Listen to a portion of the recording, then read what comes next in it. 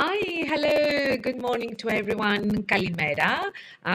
Welcome to the Greek National Tourism Organization webinar, a very short presentation about the sustainability cases that we have in Greece. Just a few months ago in October, our office decided that we really need a new tool in order to start talking about sustainability, and this is what we've got. We created a new platform. The platform, it's called Sustainable Greece, and the whole idea behind it is really to give ideas, inspiration about the sustainable best practices, future projects, initiatives, and experiences that are happening in Greece. But also, and I think this is really the bonus that it comes usually from a destination that is not so expected, we have a part that it's called Sustainable Holidays. And this is the part where tour operators, they can link their offers to Greece in a sustainable way. So let's go through it very, very, very quickly. Oh, I'm sorry. I hope you can hear me better now. Okay, great. Some of the initiatives, and we start first with Astipalea, one of the smart islands in Greece, which is really in the middle of Dodecanese, with good connection though, a good connection from Kos Island. Um, and in this island, they've done really something amazing in collaboration with Volkswagen.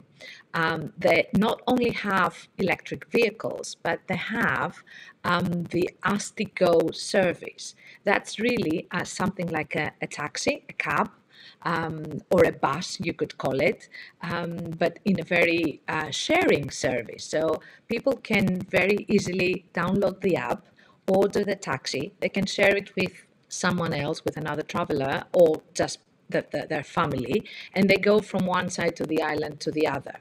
Very, very electronically. The cost is really low. It's like having a bus ticket, something like 250 per person. It's very easy, very technologically high with the app, and of course, environmentally friendly. The other initiative that it goes really into the depth about Greece. And, in Greece, when we're talking about sustainable development, we're talking about going back to the local communities. And this is really one of my favorite ones with the Wonder Women, not only in Folegandros. Folegandros Island is just one of the 7 islands that they started this initiative. All the women in the island, they gathered together, they made an association, and they're reusing their own kitchenware for the celebrations on the island. Well, you probably know that in Greece we have a lot of celebrations. We like that, especially during the summer. There is a lot of gatherings, we call them panigiri. And during that time, most of the times you have a lot of plastic, of course, because it's one use and things like that. And in order to avoid all that, the women of the island decided to give their old kitchenware so they can be reusable and help in a kind of way to circular economy. One of these great initiatives that really shows that small things can really make the difference. In Andros, an island that is not too far away from Athens. Usually, if you heard about Andros before, it's because of its trail. They have a very, very good trail paths. But in our platform, it's only because of the action that is happening there for seagrass. So they have a mapping area where there is seagrass. So they're trying to inform all the sailors that are coming with the boats or the yachts or the big sailing yachts, where are these seagrass, and try to avoid it in order to help the environment. And actually, it's very funny because the seagrass, it's so important, maybe even as important as is our forest in nature. But in this platform, we try to put not only initiatives that they're related, of course, with every destination, but also at the same hand, for example, to have a destination like Thessaloniki, which is in the northern part of Greece. What are they doing with their waste? So Thessaloniki, which is a gastronomy city for UNESCO, because of the delicious dishes they're preparing and the speciality on very nice local food, they have a lot of waste. So there is an NGO that is really focused on that. They try to use the waste and with some volunteers and try really to minimize it as much as possible, close to net zero. Well, this is my favorite one. I already said favorite, I think. I'm sorry. The one with the alien, an alien in your dish. And although it sounds really weird, what could be an alien in our dish or in the menu? In Paxos, they realized that the fishermen, they were finding in the sea so many strange fish that they're not so used in the Mediterranean because of the climate change or the environmental change. So the fishermen, because they didn't know those fish, they were putting them back to the sea. But that created really a reverse result that they didn't want to, because it didn't allow the vicious circle that we need to have in the environment. So there's been a special project in collaboration with the Greek tavernas, the local tavernas on the island of Paxos, the fishermen, and of course, trying to educate it with one of the Conservation Preservation Fund, one of the partners that we have in Greece, in order to educate the people, the tourists, the visitors, but also the locals, to eat that fish, although that is an alien. So the next time you visit Greece, you know what fish you should choose. Chios, it's one of those islands that is not really so well known. Just geographically, you can imagine it next by to Lesbos and Samos in that area. But it has something really unique, and this is the mastic tree.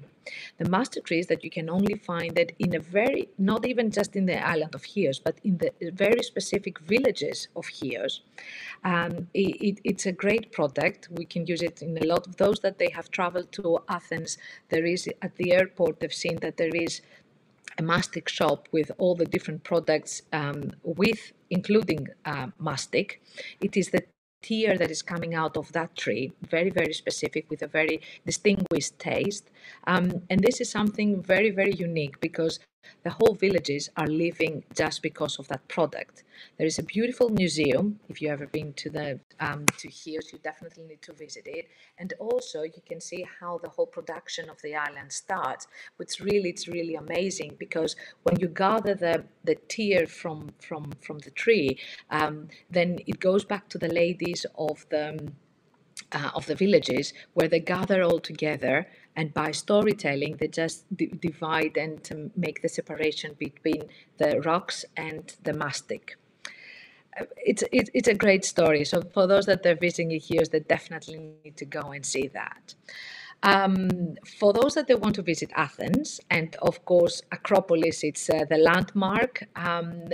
This time it is possible not only for disabled and wheelchair, because there is an extra lift on the backside of Acropolis, where people with disability or transport problems, they can definitely use it. But also in collaboration with one of partners, Alternative Tour Greece, they have an amazing project, a guide which is specially senses the Acropolis for blind people. So it is really a unique way to feel and sense one of the miracles of the world. And yeah, for those that they love nature and they want to do the green side of Greece, I definitely will suggest Nympheo. This is on the northern part of Greece, further to Macedonia, not too far away from Thessaloniki. You have bears, yes, indeed, in Greece you can have bears. There is the amazing work that the NGO Arcturos is doing.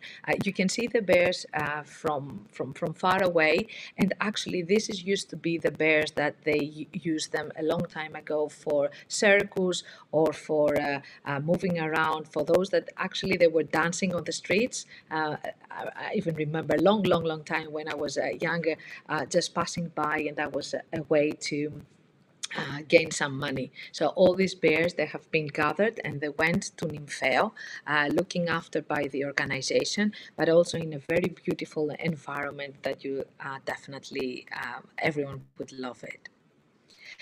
And if you want to really travel to Greece in a sustainable way, you can take the train. Yes, you heard correctly. You can take the train and go to Sivota. Just coming down, of course, from Italy. Sanville has a great program that they can definitely suggest. We know that it's not usually the one that you would hear for Greece because it's much easier to take the plane. But there is a way. So for those that they would like to experience Greece in a different way, they can definitely do that by train. And just a short video to wrap up the previous initiatives.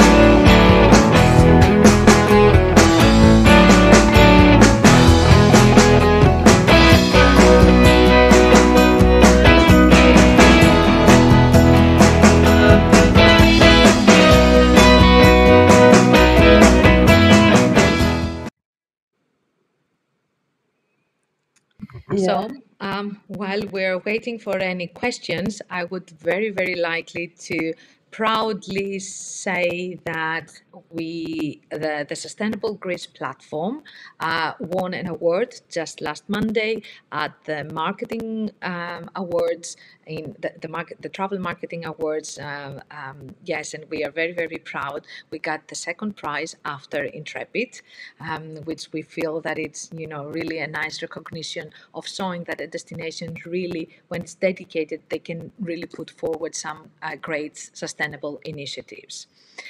So hopefully you all like it. You will go back to the platform sustainablegreece.co.uk, and maybe if you can inspire and have some ideas, or you think some of the offers or the packages that you're selling to Greece could be integrated there in order to spread awareness, happy to. I'm always at your service.